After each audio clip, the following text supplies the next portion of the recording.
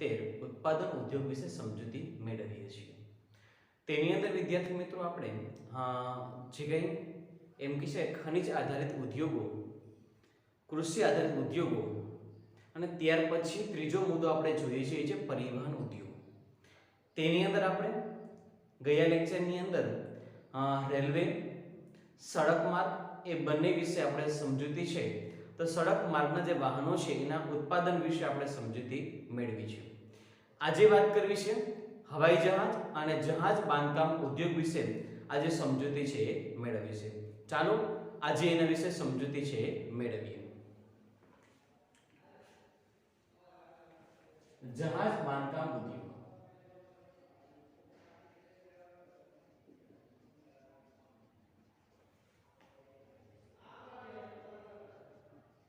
બે ગુણમાં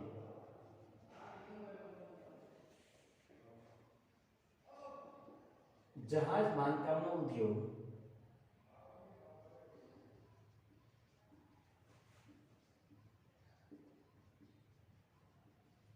ભારતમાં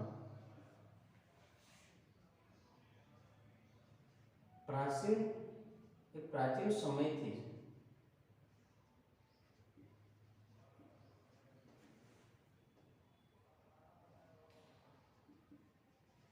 રહ્યો છે।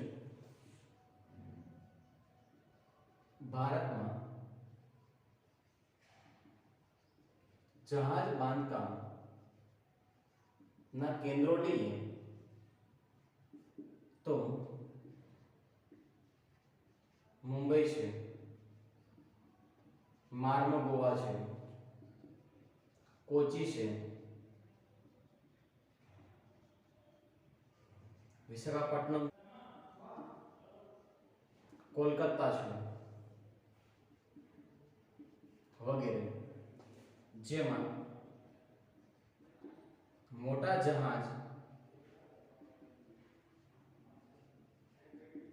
બાંધકામનો ઉદ્યોગ મુખ્ય બે જગ્યાએ પ્રસ્થાપિત થયેલો છે, એક વિશાખાપટ્ટનમ અને બીજું છે એ છે કોચી। જ્યારે સ્થાનિક લોકોની જરૂરિયાતો ખાનગી ક્ષેત્રની ગોદીઓ દ્વારા પૂરી પાડવામાં આવે છે। ત્યાર પછી બીજો ઉદ્યોગ લઈએ આપણે, એ છે હવાઈ જહાજ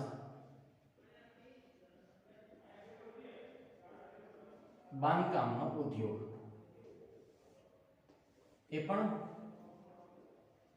બે ગુણમાં પ્રશ્નો છે પૂછાય છે। એમાં વાત કરીએ આપણે તો ભારતમાં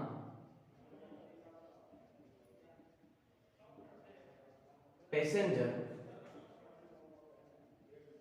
વિમાનો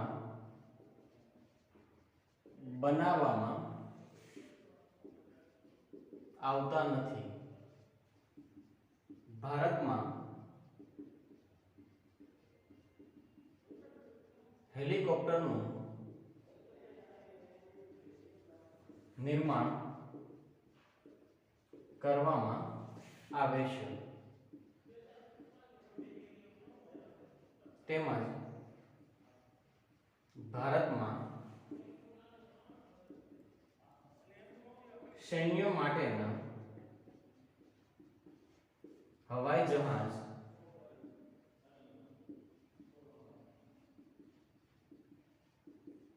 બનાવવાનો ઉદ્યોગ ક્યાં કેન્દ્રિત છે તો બેંગ્લોર,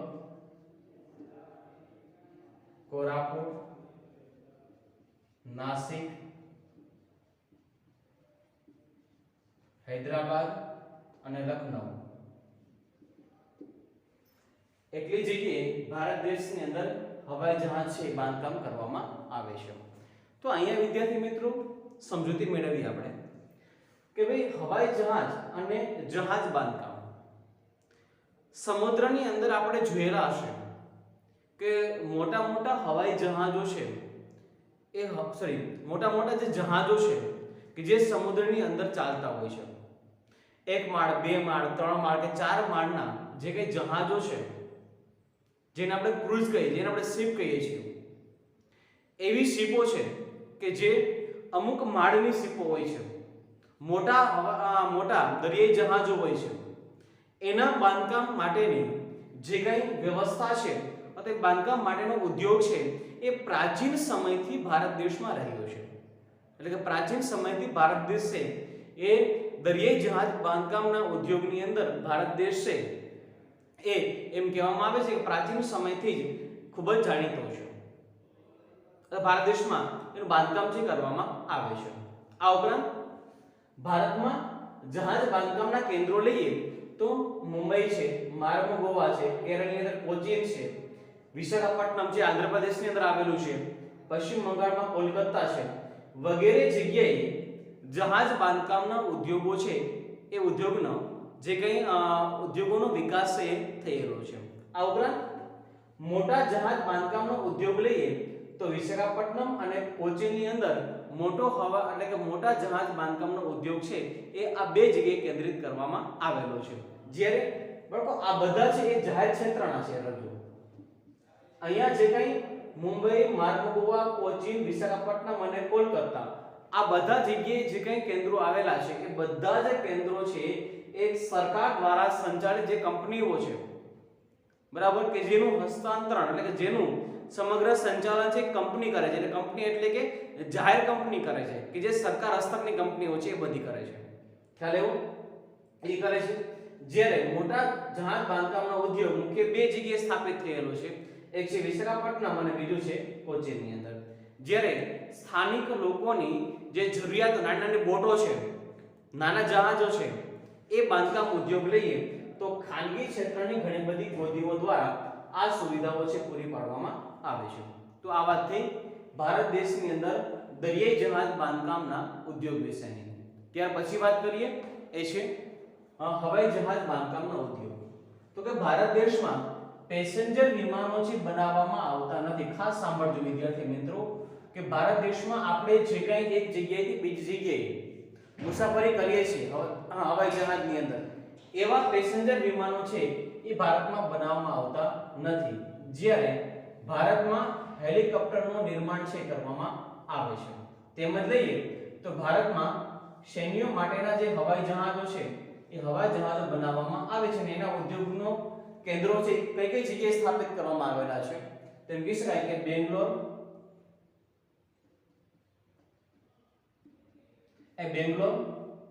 કોરાપુટ, નાસિક, હૈદરાબાદ અને લખનઉ આ પાંચ કેન્દ્રો છે મહત્વના આપણને આપેલા છે. ખાસ તો આપણે એ જ રાખવાનું છે કે આ વસ્તુ યાદ રાખવાનું કે ભાઈ સૈન્ય માટેના હવાઈ જહાજો છે ક્યાં બનાવવામાં આવે છે, તો કે ભાઈ લખનઉ છે, હૈદરાબાદ છે, નાસિક છે, બરાબર, બેંગ્લોર છે અને કોરાપુટ છે કે જ્યાં ભારત દેશની અંદર સૈન્ય માટેના જે કંઈ હવાઈ જહાજો છે બનાવવામાં આવે છે. પેસેન્જર વિમાનો ભારતમાં બનતા નથી. ખાસ એ સાંભળજો. ખ્યાલ એવું. ત્યાર પછી વાત કરવી છે એ છે પર્યાવરણ અતિક્રમણ. પર્યાવરણ અતિક્રમણ કોને કહેવાય અને એના પ્રકારો છે કેટલા કેટલા છે એની સમજૂતી આપણે મેળવી છે. તો ચાલો એના વિશે સમજૂતી આપણે મેળવીએ. પર્યાવરણીય અતિક્રમણ એક તો નોર્થ અને ત્યાર પછી એના પ્રકારો.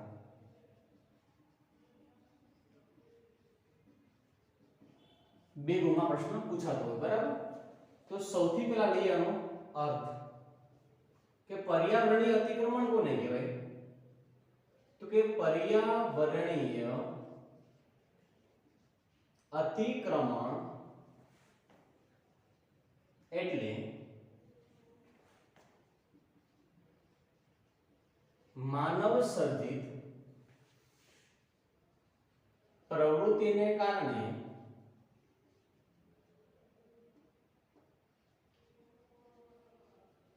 પર્યાવરણની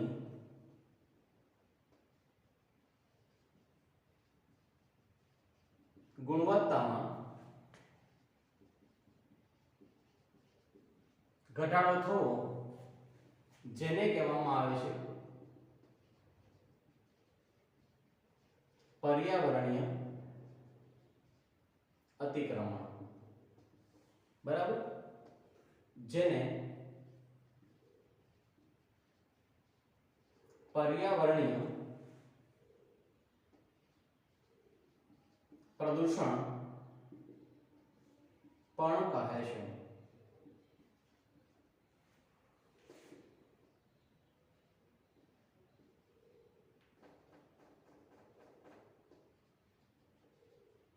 પર્યાવરણ પ્રદૂષણના પ્રકારો લઈએ તો મુખ્ય 4 પ્રકાર છે. એક હવા પ્રદૂષણ, બીજું જળ પ્રદૂષણ, ત્રીજું જમીન પ્રદૂષણ અને ચોથું છે એ છે અવાજ પ્રદૂષણ, જેને આપણે ધ્વનિ પ્રદૂષણ તરીકે પણ આપણે ઓળખીએ છીએ.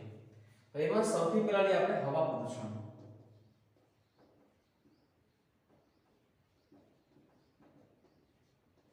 એમાં લઈએ, બરાબર, તો કે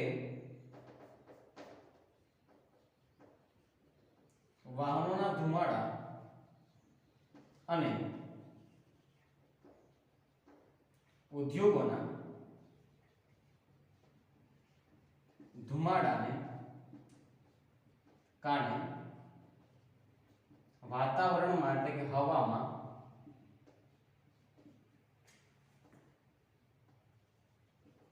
ધુમાડો ભળવાથી હવા પ્રદૂષણ થાય છે.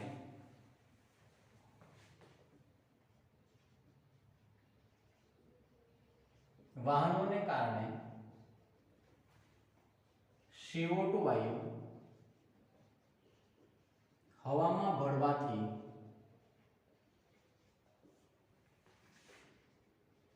પ્રદૂષણ થાય છે. ત્યાર પછી બીજું લઈએ આપણે, એ છે જળ અને જમીન પ્રદૂષણ. એમાં વાત કરીએ તો કે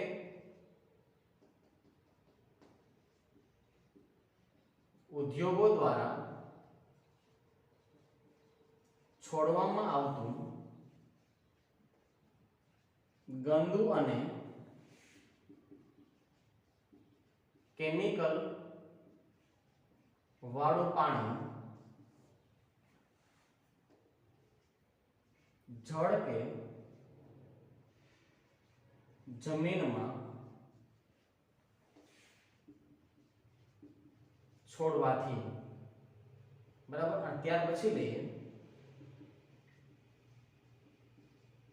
અવાજનું પ્રદૂષણ, જેને આપણે કહીએ ધ્વનિ પ્રદૂષણ.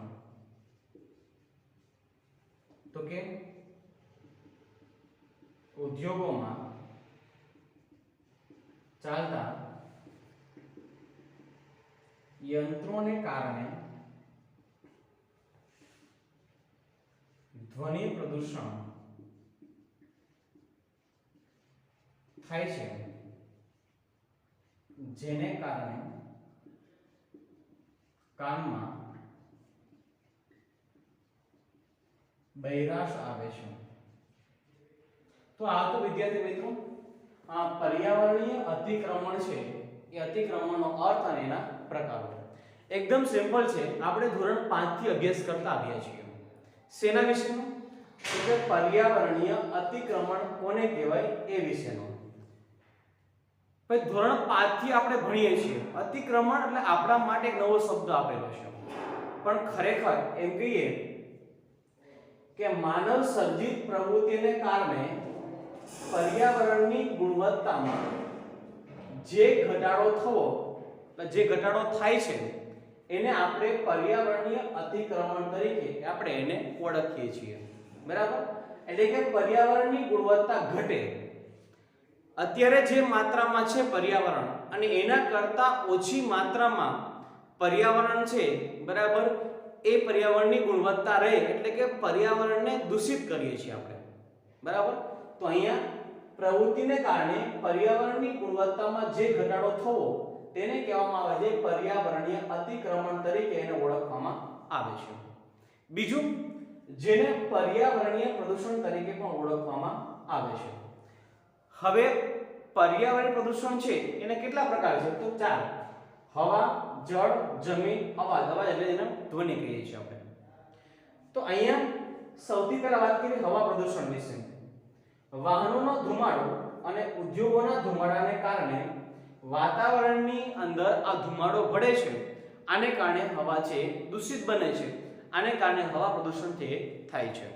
આ ઉપરાંત વાહનોને કારણે CO2 એટલે કે વાહનોના સાયલેન્સરમાંથી નીકળતો જે ધુમાડો છે કે જે કોઈ પણ ઈંધણના દહનને કારણે ઉત્પન્ન થાય છે.